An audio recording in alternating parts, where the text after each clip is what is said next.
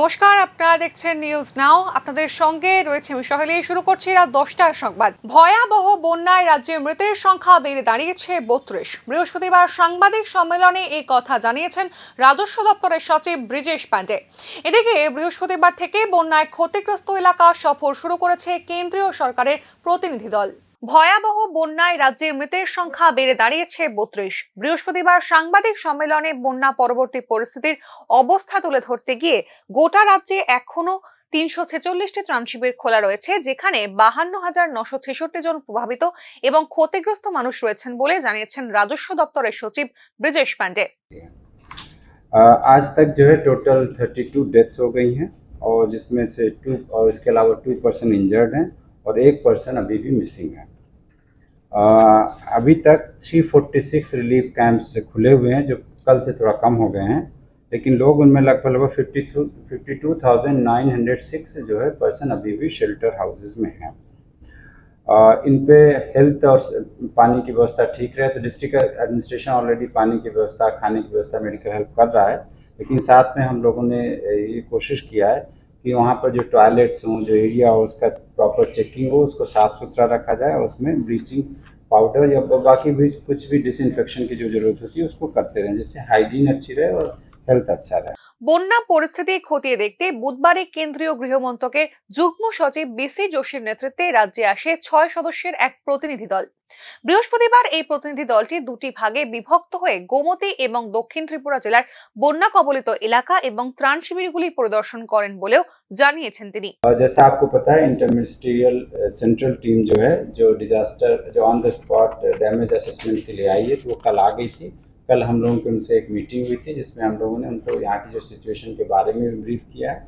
कल एक प्रेजेंटेशन दिया था जो आपके नॉलेज में है, और आज जो है वो टीम फील्ड वेरिफिकेशन के लिए, फील्ड असेसमेंट के लिए गई हुई है। आज साउथ त्रिपुरा डिस्ट्रिक्ट में और गोमती में विजिट कर रही है। और जो डिस्ट्रिक्ट डिजास्टर मैनेजमेंट अथॉरिटी जिसके डीएम एंड कलेक्टर जिसके हेड होते हैं और साथ में जो लाइन डिपार्टमेंट्स हैं, उनको इंस्ट्रक्शन है कि जहाँ जहाँ भी जाएंगे जो भी उनकी सहायता करनी, जो भी चीज़ें दिखानी, जो डैमेज असेसमेंट के लिए जरूरी है, वो सारा वो कार्रवाई वहाँ पर कर रहे हैं। গৃহ মন্ত্রকের যুগ্ম সচিব বিসি যোশীর নেতৃত্বে কেন্দ্রীয় প্রতিনিধি দলটি দুটি ভাগে বিভক্ত হয়ে বন্যা বিধ্বস্ত গোমতী এবং দক্ষিণ ত্রিপুরা জেলা পরিদর্শন করে, যেখানে তাদের সহযোগিতা করেন রাজ্য প্রশাসনের আধিকারিক এবং সংশ্লিষ্ট জেলা প্রশাসনের আধিকারিকরা। বিসি যোশীর নেতৃত্বে প্রতিনিধি দলটি সফর করেন দক্ষিণ ত্রিপুরা জেলার বিলোনিয়া মহকুমার বন্যা কবলিত এলাকা।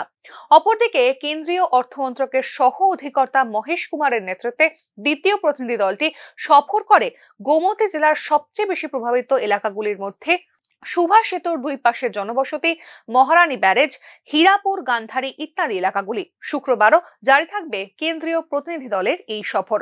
ব্যুরো রিপোর্ট, নিউজ নাও। দলের বিধায়ক গোপাল চন্দ্র রায়ের ওপর হামলার অভিযোগ নিয়ে ঘটনায় জড়িত দুষ্কৃতীদের গ্রেপ্তারের দাবিতে বৃহস্পতিবার পূর্ব থানায় ডেপুটেশন দেন 9 বনমালীপুর ব্লক কংগ্রেসের নেতাকর্মীরা।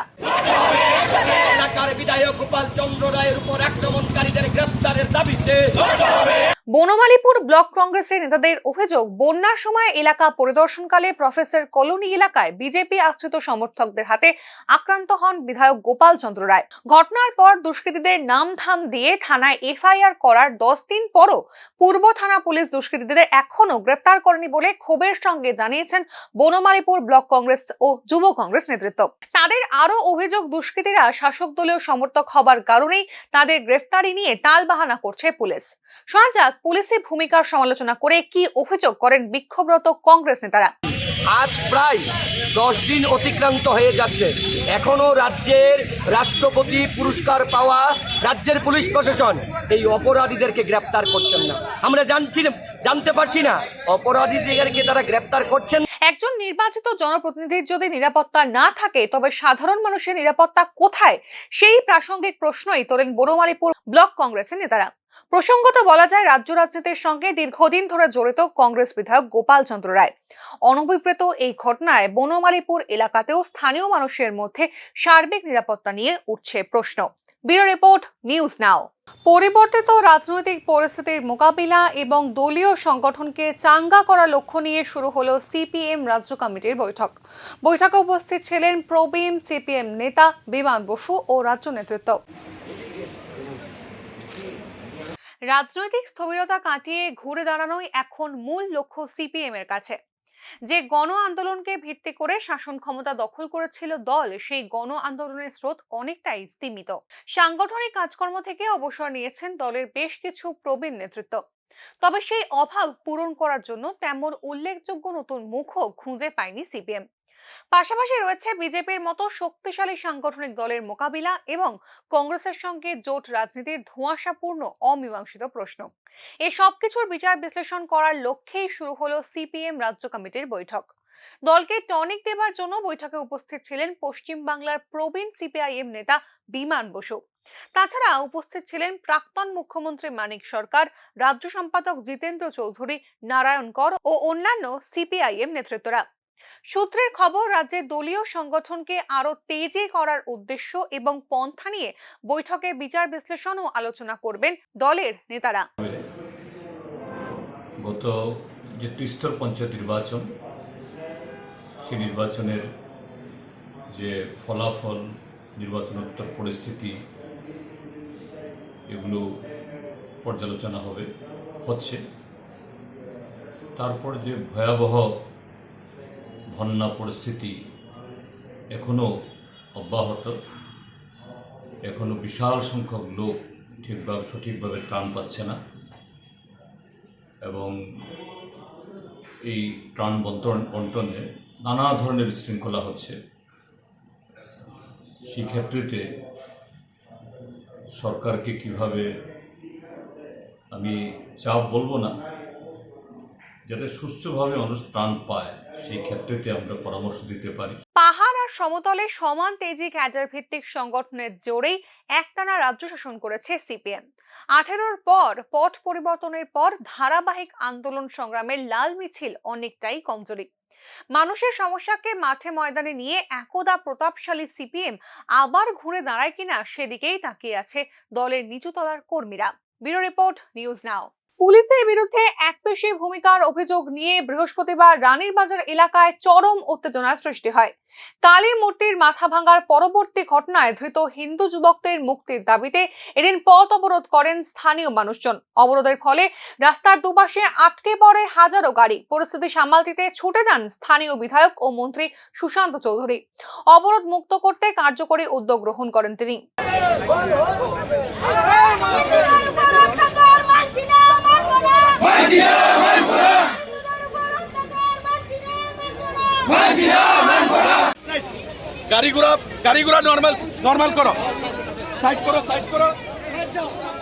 ঘটনার সূত্রপাত হয় গত রবিবার। স্থানীয় একটি কালী মন্দিরে রাখা মা কালীর মূর্তির মাথা ভেঙে দেয় কিছু দুষ্কৃতী।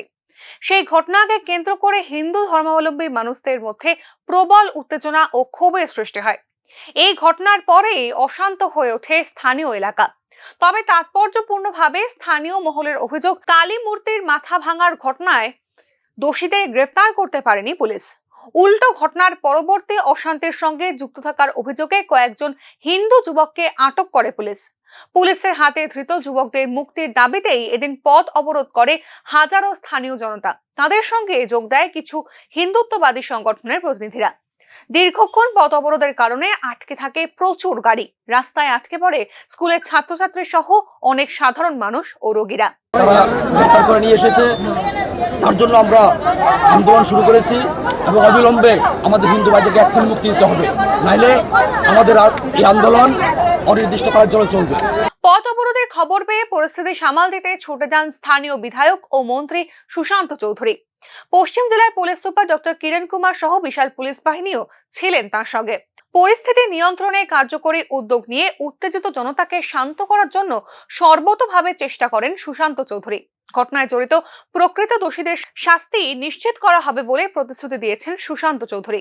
নিজের উদ্যোগে এলাকায় নাট মন্দির পুনরায় নির্মাণ করে দেবেন বলেও ঘটনাস্থলে দাঁড়িয়ে ঘোষণা করেন তিনি। মূলত স্থানীয় বিধায়কের ইতিবাচক ভূমিকার কারণেই আস্তে আস্তে শান্ত হয় এলাকার ঘোরালো পরিস্থিতি। তবে স্পর্শকাতর এমন ঘটনায় এখনো স্থানীয় এলাকায় রয়েছে উত্তেজনা, যদিও পরিস্থিতি সামাল দিতে মোতায়েন করা হয়েছে প্রচুর পুলিশ বাহিনী। মুখ্যমন্ত্রী প্রশাসন কালিমালিপ্ত করা যেত না, হাজার হাজার গাড়ি আটকে গেছে।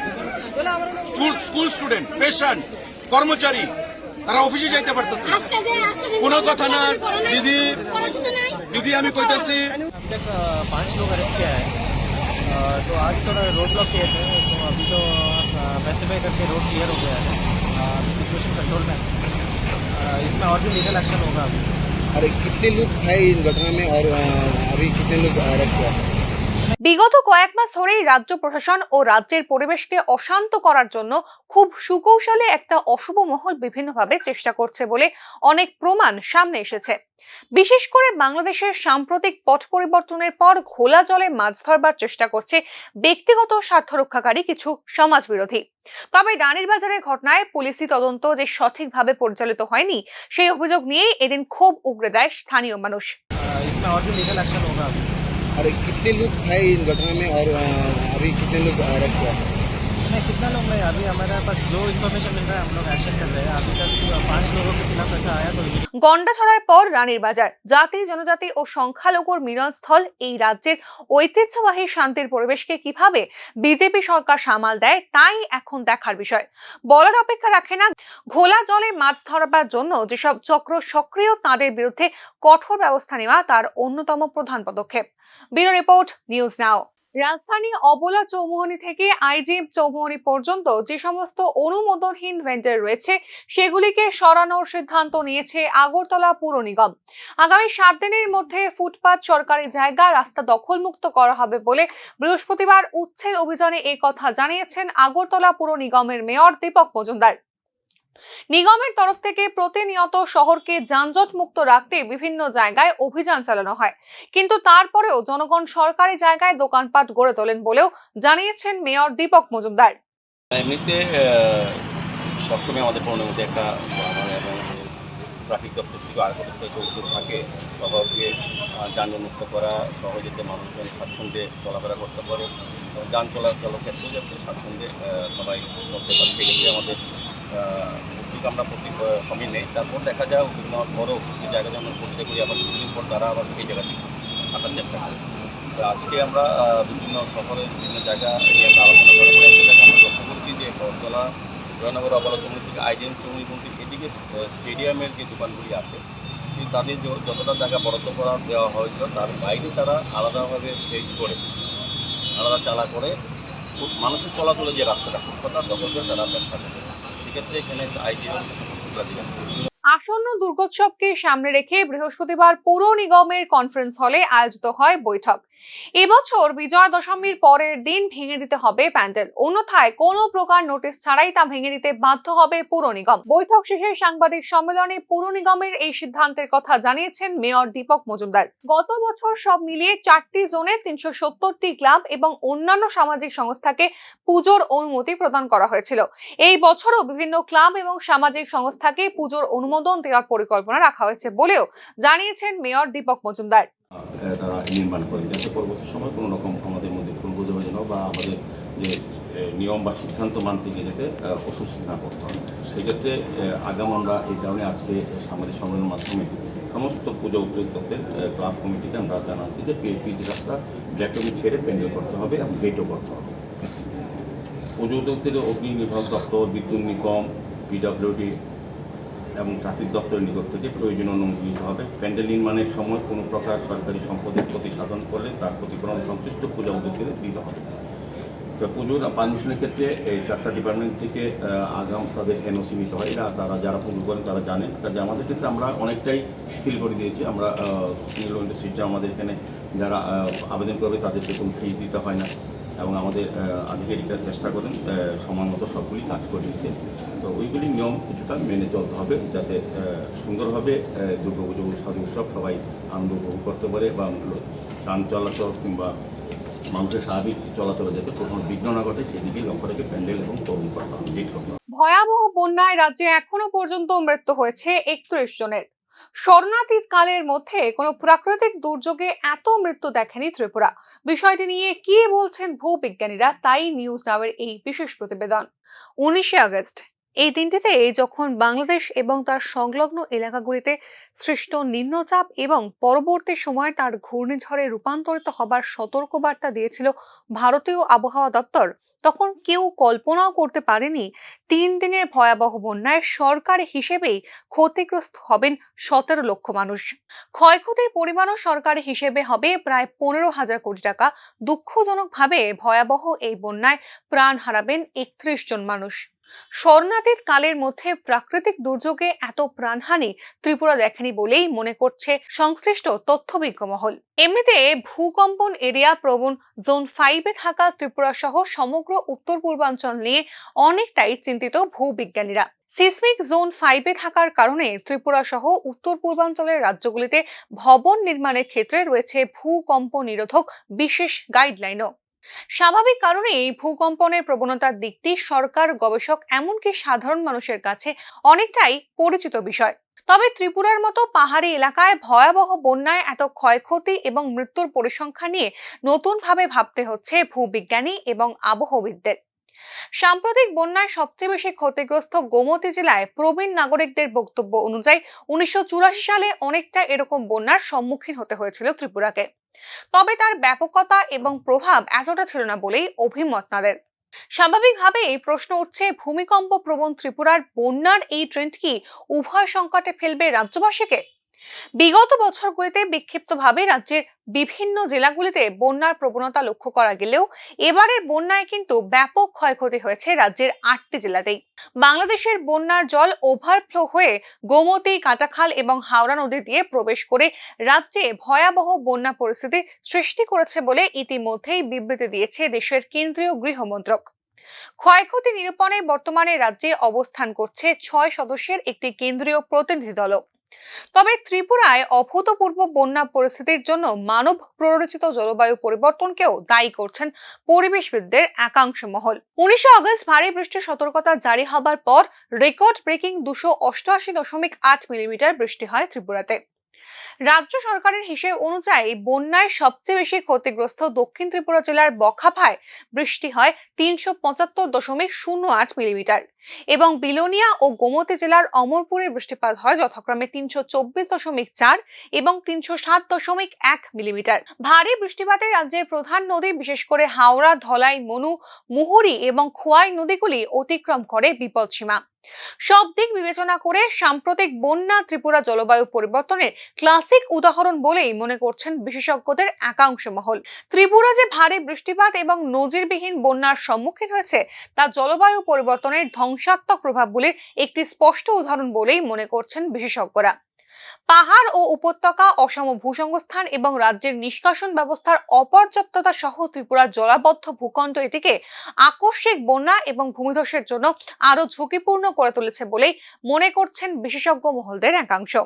উত্তর পূর্ব রাজ্যগুলিতে বন উজাড় এবং ভূমি ব্যবহারের ধরনে পরিবর্তনের কারণে জলবায়ুর পরিবর্তন হচ্ছে, যা সময়ের সঙ্গে সঙ্গে এই অঞ্চলের জলবিদ্যুৎ কেন্দ্রগুলিকেও ফেলতে পারে চ্যালেঞ্জের মুখে। বনভূমি হ্রাসের ফলে মাটির জল শোষণের ক্ষমতা কমে গিয়ে বৃদ্ধি পাচ্ছে ভূপৃষ্ঠের প্রবাহ।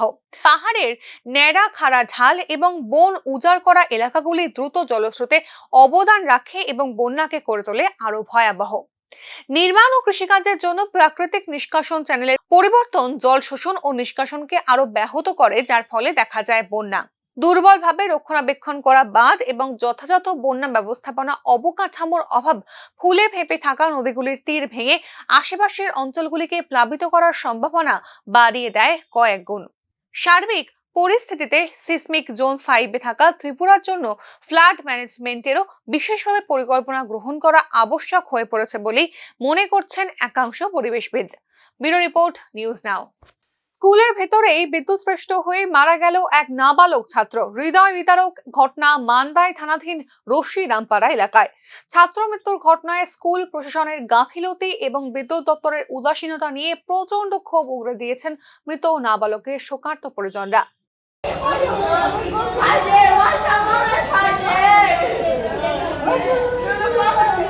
বিদ্যুৎ স্পৃষ্ট হয়ে মৃত নাবালক ছাত্রের নাম আয়ুষ দেববর্মা। ষষ্ঠ শ্রেণীর পড়ুয়া আয়ুষ দেববর্মার আনুমানিক বয়স 12 বছর। জানা গিয়েছে এদিন স্কুল যাওয়ার পরে স্কুলের ভেতরেই পড়ে থাকা খোলা বিদ্যুৎ পরিবাহী তারের সংস্পর্শে বিদ্যুৎস্পৃষ্ট হয় এই ছাত্রটি। ঘটনার পর গুরুতর আহত অবস্থায় তাকে চিকিৎসার জন্য পাঠানো হয় জিবি হাসপাতালে। জিবিতেই মারা যায় আয়ুষ। নাবালক ছাত্রের এমন মর্মান্তিক মৃত্যুর পর সংশ্লিষ্ট স্কুল ও বিদ্যুৎ দপ্তরের চরম গাফিলতির ভূমিকা নিয়ে প্রবল ক্ষোভ জানিয়েছেন ছাত্রের নিকট পরিজনরা। অন্যদিকে নাবালক ছাত্রের অকাল মৃত্যুতে হাসপাতাল চত্বরে কান্নায় ভেঙে পড়ে আয়ুষ দেববর্মার অভিভাবকরা। যেটা এখানে মাস্টার আছে, ম্যাডাম আছে, তাহলে যেভাবে আসা যাওয়া করে রাস্তার যে কিনারে বা সাইকেল স্কুলের কিনারে যেটা কারেন্ট যদি লিক টিক হয়, এটা তো তারা চিন্তাধারা করার প্রয়োজন। তারা সমস্ত ডিপার্টমেন্টে ইলেকট্রিক ডিপার্টমেন্টে জানে যে এই যে কারেন্টটা ঠিক করানোর প্রয়োজন দরকার আছিল। বেহাল পরিকাঠামো ও সংস্কারের অভাবে ধুঁকছে রাজ্যের প্রত্যন্ত এলাকার বিভিন্ন স্কুল। বহুবার এই বিষয় নিয়ে সরব হয়েছে শিক্ষা অনুরাগী মহল। রাজ্যের স্কুলের পরিবেশকে নিরাপদ রাখতে এই ধরনের মর্মান্তিক ঘটনার পুনরাবৃত্তি রোধে এই সংস্কার কাজ অবিলম্বে শুরু করা দরকার বলে সচেতন মহলের স্পষ্ট অভিমত। ব্যুরো রিপোর্ট, নিউজ নাও। নদীতে মাছ ধরতে গিয়ে মৃত্যু হলো 50 বছর বয়সী উপজাতি যুবক নরোত্তম দেববর্মার। তার বাড়ি গোলাঘাটি আশ্রমপাড়া এলাকায়। ঘটনাটি ঘটে বৃহস্পতিবার বেলা 1টা গোলাঘাটি বুড়িমা নদীর খুমচাক এলাকায়। অন্যান্য দিনের মতোই এদিনও দুপুরে জাল নিয়ে বুড়িমা নদীতে মাছ ধরার জন্য গিয়েছিলেন নরোত্তম দেববর্মা। কিন্তু পুকুরে মাছের জাল ফেলা মাত্রই সেই জাল আটকে যায় নদীর তলদেশের একটি শুকনো গাছের ভাঙা ডালে। সেই জাল ছাড়াতে পুকুরে ঝাঁপ দেন এই ব্যক্তি। তবে জাল ছাড়াতে গিয়েই ডুবে যান নরোত্তম। ঘটনাটি দেখতে পেয়ে এলাকার কয়েকজন যুবক নরোত্তমকে নদীর তলদেশ থেকে উপরে তোলার জন্য চেষ্টা করেন, কিন্তু নদীটি অত্যন্ত গভীর হওয়ায় কোনোভাবেই তারা নরোত্তমকে তুলতে পারেননি। পরে খবর দেওয়া হয় টাকারজলা থানায়। খবর পেয়েই টাকারজলা থানার ওসি রথীন্দ্র দেববর্মা ঘটনাস্থলে ছুটে আসেন। পরে দমকল বাহিনী এবং টিএসআর 7ম বাহিনীর জওয়ানদের সম্মিলিত প্রচেষ্টায় এই ব্যক্তির মৃতদেহ উদ্ধার করা হয়। সময় নদীতে জাল আটকে যায়, তখন সে জলের নিচে জাল ছুটিতে গিয়া সে নিজে যখন ডুব দেয় জলের ভিতরে চলে যায়, সে আর ফিরে আসেনি, মানে জল থেকে আর উঠে আসেনি। তখন গ্রামের লোকজন বা আশেপাশে যারা ছিল তারা সবাই চেষ্টা করে জলের মধ্যে ডুব দেয় ওই লোকটিকে জল থেকে উদ্ধার করার জন্য, কিন্তু অতিরিক্ত গভীর হওয়ায় লোকটা আর উঠে আসেনি। তারপর আমাদেরকে খবর দেওয়ার সঙ্গে সঙ্গে আমরা আসি, আমরা দেখতে পাই জলের ভিতরে লোকটা গভীরে লুকিয়ে আছে, কিন্তু কোনো মতেই ট্রেস আউট করা সম্ভব না। তারপরে আমরা লগে আমাদের উদ্যোগ কর্তৃপক্ষ জানাই এবং এসডিএম স্যারকে জানাই এবং ফায়ার সার্ভিস আছে, লগে আমরা টিএসআর 7 ব্যাটালিয়ন টিএসআর জমানো আছে। তখন সবার প্রচেষ্টায় সবার চেষ্টায় জলের ভিতর থেকে প্রায় 4টার সময় ওই লোকটাকে আমরা জল থেকে আমরা তুলতে সক্ষম হয়। যখন লোকটাকে জল থেকে তুলে আনি লোকটা তখন মৃত। নাম ওই লোকটার নাম হইল নরোত্তম দেববর্মা, বয়স প্রায় 50, বাবার নাম মৃত এই সুকুমার দেববর্মা। বহিরাজ্যের সঙ্গে ত্রিপুরার যোগাযোগ ব্যবস্থা তুলনামূলক স্বাভাবিক হওয়ার পর দ্রব্যমূল্য যাচাই করতে ময়দানে মহকুমা প্রশাসন। বন্যা পরবর্তী পরিস্থিতিতে তেলিয়ামুড়া বাজারে খাদ্য দপ্তরের বিশেষ অভিযান। বর্তমান বন্যা পরবর্তী পরিস্থিতিতে বাজার এলাকায় একাংশ অসাধু ব্যবসায়ীরা অতিরিক্ত মুনাফা লাভের আশায় ক্রেতা সাধারণের কাছ থেকে দ্রব্য সামগ্রী অধিক দামে যাতে বিক্রি করতে না পারে, তাই বৃহস্পতিবার দিনভর তেলিয়ামুড়া বাজার এলাকা সহ আশেপাশের এলাকায় মহকুমা খাদ্য দপ্তরের এক বিশেষ দল অভিযান করে। এদিনের এই দলের নেতৃত্বে ছিলেন তেলিয়ামুড়া খাদ্য দপ্তরের উপনিয়ামক শুভঙ্কর চৌধুরী। এমনিতেই আমাদের যে রুটিন যে ভিজিট হয় সেটাও আছে, প্লাস এই প্রাকৃতিক যে বিপর্যয় ঘটেছে সেই প্রাকৃতিক বিপর্যয়ের কারণে যে কোনোভাবেই যেন সাধারণ মানুষ ন্যায্য মূল্যের জিনিসগুলো আলু, পেঁয়াজ বা অন্যান্য যে সামগ্রী সেগুলি যেন কোনোভাবেই কালোবাজারির হাতে খপ্পরে না পড়ে এবং নির্দিষ্ট দামে বিক্রি হচ্ছে কিনা, তার সঙ্গে প্লাস্টিক উদ্ধার করা, প্লাস্টিকের যে বেআইনি জিনিসগুলো ব্যাগগুলো আছে সেগুলো উদ্ধার করা, এলপিজি সিলিন্ডার যদি থাকে সেগুলো উদ্ধার করা, সেই সমস্ত কাজটা আমরা তেলিয়ামুড়া তুলসিন্দ্রাই বাজারে আমরা আজকে অভিযান চলছে। খাদ্য দপ্তর এবং মহকুমা প্রশাসন সঙ্গে ফুড সেফটি অফিসার আছেন, লিগ্যাল মেট্রোলিগ্যাল অফিসাররাও আছেন, আর সঙ্গে আছেন থানার পুলিশ অফিসাররাও। ধলাই জেলা প্রাণী সম্পদ বিকাশ দপ্তরের উদ্যোগে ধলাই জেলা ভিত্তিক 21তম লাইভস্টক সেন্সাসে প্রাণী ও পাখিদের ওপর একদিনের বিশেষ কর্মশালা অনুষ্ঠিত হয়। এই কর্মশালা আমবাসা পঞ্চায়েতি রাজ ট্রেনিং সেন্টারের কনফারেন্স হলে অনুষ্ঠিত হয় বৃহস্পতিবার সকালে। এই কর্মশালার সূচনা করেন রাজ্যের প্রাণী সম্পদ বিকাশ দপ্তরের যুগ্ম অধিকর্তা অমিতাভ দাশগুপ্ত। এছাড়াও এই অনুষ্ঠানে রাজ্যের প্রাণী সম্পদ বিকাশ দপ্তরের সহ অধিকর্তা ডক্টর নন্দদুলাল পাল, ডক্টর লুকেশ দাস, ধলাই জেলা যুগ্ম অধিকর্তাও উপস্থিত ছিলেন। এদিন ধলাই জেলার প্রাণী সম্পদ বিকাশ দপ্তরের ৬২ জন কর্মী এই কর্মশালায় প্রশিক্ষণ নেন। এই প্রশিক্ষণ কেন্দ্রে মোবাইল অ্যাপের মাধ্যমে ধলাই জেলার ভেতর যে সমস্ত পশু ও প্রাণীপালক রয়েছেন তাদের বাড়িতে কয়টি পশু পাখি রয়েছে তা গণনা করে নথি ডাউনলোড করা সম্ভব হবে বলে জানা গিয়েছে। ধলাই জেলায় ২১তম লাইভস্টক সেন্সাস ২০২৪ অর্থাৎ প্রাণী এবং পাখি পরিগণনা এই যে বিষয়ের উপর জেলাভিত্তিক আমাদের ট্রেনিং প্রোগ্রাম চলছে, সেই পর্যায়ে এই আমবাসাতে আজকে আমরা এসে পৌঁছেছি। এখানেও সেই ট্রেনিং প্রোগ্রাম শুরু হবে। এই প্রোগ্রামের মাধ্যমে আমাদের প্রাণী সম্পদ বিকাশ দপ্তরের কর্মীবৃন্দ যারা ইনোভেটর বা গণনাকারী হিসেবে নিয়োজিত হয়েছেন, ওনারা ধলাই জেলার বিভিন্ন পঞ্চায়েত, এডিসি ভিলেজ, নগর পঞ্চায়েতের বিভিন্ন ওয়ার্ড 100% হাউস হোল্ড অর্থাৎ প্রত্যেক বাড়ি বাড়ি গিয়ে তথ্য সংগ্রহ করবেন। তার কাছে কী গরু আছে, কত সংখ্যায় আছে, হাঁস, মুরগি, ছাগল, শুকর ইত্যাদি আছে। এই সমস্ত তথ্যকে শ্রীলঙ্কায় অনুষ্ঠিত কমনওয়েলথ চেস চ্যাম্পিয়নশিপে ব্লিটজ ইভেন্টে স্বর্ণপদক পেয়েছে রাজ্যের খুদে দাবাড়ু অর্ষিয়া দাস। অর্ষিয়া দাস ত্রিপুরার একজন খুদে দাবা মাস্টার। খুব অল্প বয়সেই দাবা জগতে অনেক খ্যাতি অর্জন করেছে অর্ষিয়া। অর্ষিয়া একজন জাতীয় দাবা চ্যাম্পিয়ন এবং উত্তর পূর্ব ভারতের প্রথম এবং একমাত্র মেয়ে দাবা খেলোয়াড় যে আন্তর্জাতিক স্তরে ত্রিপুরার হয়ে স্বর্ণপদক জিতেছে দাবায়। ২৯শে আগস্ট হকির জাদুকর মেজর ধ্যানচাঁদের জন্মদিন। এই দিনটিকে তাই জাতীয় ক্রীড়া দিবস হিসেবে ঘোষণা করা হয়। এই জাতীয় ক্রীড়া দিবসকে সামনে রেখে রাজ্য যুব বিষয়ক ও ক্রীড়া দপ্তরের উদ্যোগে রাজ্য জুড়ে একাধিক জায়গায় বিভিন্ন কর্মসূচি পালন করা হচ্ছে। ২৯শে আগস্ট জাতীয় ক্রীড়া দিবসকে সামনে রেখে রাজ্য যুব বিষয়ক ও ক্রীড়া দপ্তরের উদ্যোগে রাজধানী NSRCC ইনডোর হলে এক বিশেষ অনুষ্ঠানের আয়োজন করা হয়। এই অনুষ্ঠানের উদ্বোধন করেন যুব বিষয়ক ও ক্রীড়া দপ্তরের সচিব প্রদীপ কুমার চক্রবর্তী, যুগ্ম সচিব পাইমং মগ, অর্জুন পুরস্কারপ্রাপ্ত মন্টু দেবনাথ সহ ক্রীড়া দপ্তরের অন্যান্য আধিকারিকরা। জাতীয় ক্রীড়া দিবস পালিত হচ্ছে সারা দেশে এবং সেই সঙ্গে আমাদের রাজ্যেও। 2019 সাল থেকে ধ্যানচাঁদের জন্মদিনকে কেন্দ্র করে জাতীয় ক্রীড়া দিবস উদযাপিত হচ্ছে আমাদের এই দেশে, এবং এই দিনটিকে স্মরণীয় করে রাখার জন্যে ধ্যানচাঁদের প্রতি শ্রদ্ধা জ্ঞাপন এবং সঙ্গে ক্রীড়া প্রতিযোগিতা বা ফ্রেন্ডলি ম্যাচ ইত্যাদি উদযাপন বা অনুষ্ঠিত করা হয়ে থাকে।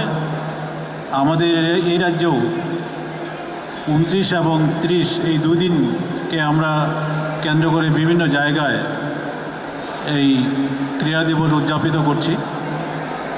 এই অনুষ্ঠান উপলক্ষে মঞ্চে আসেন আমাদের এই রাজ্যেরই কৃতি সন্তান, যিনি অর্জুন অ্যাওয়ার্ডি মাননীয় শ্রী মন্টু দেবনাথ মহোদয়।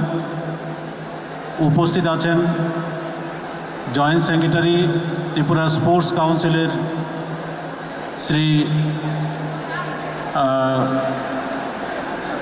স্বপন সাহা মহোদয়, আমাদের ইউথ অ্যাফেয়ার্স এবং জাতীয় ক্রীড়া দিবস উপলক্ষে education, youth affairs and sports ডিপার্টমেন্টের যৌথ উদ্যোগে বৃহস্পতিবার উত্তর ত্রিপুরা জেলার ধর্মনগরে অনুষ্ঠিত হয় north district level school sports meet.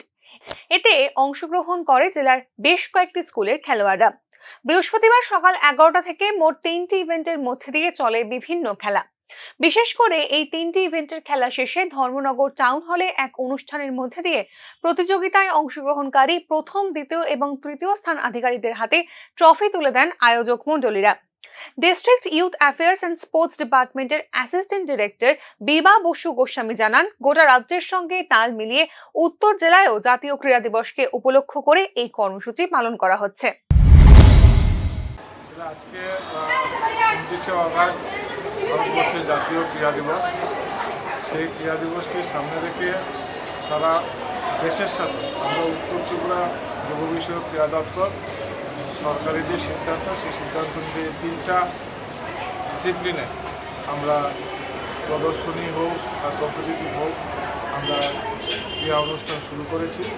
এখানে হবে ঠান্ডা, জুডো হলে হবে জুডো এবং বিকালে হবে ভলিবল। এই 3টা ডিসিপ্লিনে আমরা আজকের দিনটাকে পালন করব। ভারতবর্ষের অখিল জাদুকর নামে যিনি পরিচিত, সেই মেজর ধ্যানচাঁদের আজ জন্মদিন। সেই জন্মদিনটাকে ভারতবর্ষের জাতীয় ক্রীড়া দিবস হিসেবে পালন করা হয়। আমরা শ্রদ্ধার সাথে এবং উৎসাহ উদ্দীপনার মধ্য দিয়ে বিভিন্ন ক্রীড়া অনুষ্ঠান। জাতীয় ক্রীড়া দিবসকে কেন্দ্র করে যথাযোগ্য মর্যাদায় রাজ্য জুড়ে একাধিক কর্মসূচি পালিত হয়েছে। এই দিনটিতে যুবদের সামনে ক্রীড়ার অত্যাবশ্যকীয়তা তুলে ধরা হয়েছে। Bureau report, news now. ক্রীড়াপ্রেমীদের প্রাণবন্ত উপস্থিতিতে ঊনকোটি জেলার কাঞ্চনবাড়িতে শুরু হলো ফুটবলের টুর্নামেন্ট। খেলাকে ঘিরে ব্যাপক সারা এলাকায়। সারা জাগিয়ে ঊনকোটি জেলার কাঞ্চনবাড়িতে সূচনা হলো ধনসিংহ চৌধুরী মেমোরিয়াল নকআউট ফুটবল টুর্নামেন্টের। স্থানীয় প্লে সেন্টারের উদ্যোগে শুরু হয়েছে এই ফুটবলের আসরের। কাঞ্চনবাড়ি স্কুল মাঠে বৃহস্পতিবার আয়োজিত উদ্বোধনী ম্যাচে মুখোমুখি হয় ভাই ভাই একাদশ এবং মেইথি ওয়ারিয়ার্স। উপস্থিত ছিলেন এলাকার বিধায়ক তথা রাজ্যের মন্ত্রী সুধাংশু দাস, ঊনকোটি জেলা পরিষদের সভাধিপতি অমলেন্দু দাস, স্থানীয় পঞ্চায়েতের প্রধান শেলী ভট্টাচার্য সহ অন্যান্যরা। খেলার শুরু থেকেই টান টান উত্তেজনায় শেষ পর্যন্ত চলতে থাকে ম্যাচ। খেলার দ্বিতীয়ার্ধে শেষ মুহূর্তে ভাই ভাই একাদশ মেইথি ওয়ারিয়ার্সকে 1-0 গোলে হারিয়ে নিজেদের জয় ছিনিয়ে নেয়। উদ্বোধনী পর্বে আলোচনা রাখতে গিয়ে মন্ত্রী সুধাংশু দাস বলেন, ফুটবল অত্যন্ত উত্তেজনাপূর্ণ খেলা। এই খেলায় মাঠের গরিমা অক্ষুণ্ণ রেখে খেলা চালিয়ে যাওয়ার বার্তা দেন তিনি। কাঞ্চনবাড়ির যারা কমিটি আছেন তাদেরকে আমরা বলেছি কাঞ্চনবাড়িতে যাতে বড় করে ফুটবল টুর্নামেন্ট হয়, তো তারা আয়োজন করেছেন, আমি তাদেরকে ধন্যবাদ জানাচ্ছি এবং অত্র এলাকার সমস্ত ফুটবল প্রেমী নাগরিকদের কাছে আবেদন জানাবো, ফুটবল একটা খুব প্রাণের এবং প্রিয় খেলা আমাদের সবার। এই খেলাকে কেন্দ্র করে প্রায় সময় আমরা দেখি উত্তেজনা তৈরি হয়। আগামী যতদিন খেলা চলবে আপনারা সবাই সহযোগিতা করবেন, মাঠে ডিসিপ্লিন বজায় রাখবেন, খেলোয়াড় যারা আসবেন তাদের মধ্যেও ডিসিপ্লিন বজায় রাখতে হবে। আমাদের টিএফএর থেকে যারা রেফারি আসছেন তাদেরকেও সহযোগিতা করবেন এবং কমিটিকে সহযোগিতা করবেন, এই আবেদন আমি সবার কাছে রেখে। আগামী 1 মাস পর্যন্ত চলবে এই খেলা। মোট 22টি ফুটবল দল অংশ নিয়েছে এই খেলাতে। চূড়ান্ত পর্যায়ের ম্যাচে চ্যাম্পিয়ন দলের জন্য 50,000 এবং রানার্স দলের জন্য 25,000 টাকা এবং ট্রফি তুলে দেওয়া হয়েছে আয়োজকদের তরফে। খেলাকে ঘিরে এদিন বেশ উৎসাহ পরিলক্ষিত হয় এলাকার ফুটবল প্রেমীদের মধ্যে। ব্যুরো রিপোর্ট, নিউজ নাও। আজকের মতো সংবাদ এই পর্যন্তই। পরবর্তী আপডেটস পেতে চোখ রাখুন নিউজ নাও এর পর্দায়।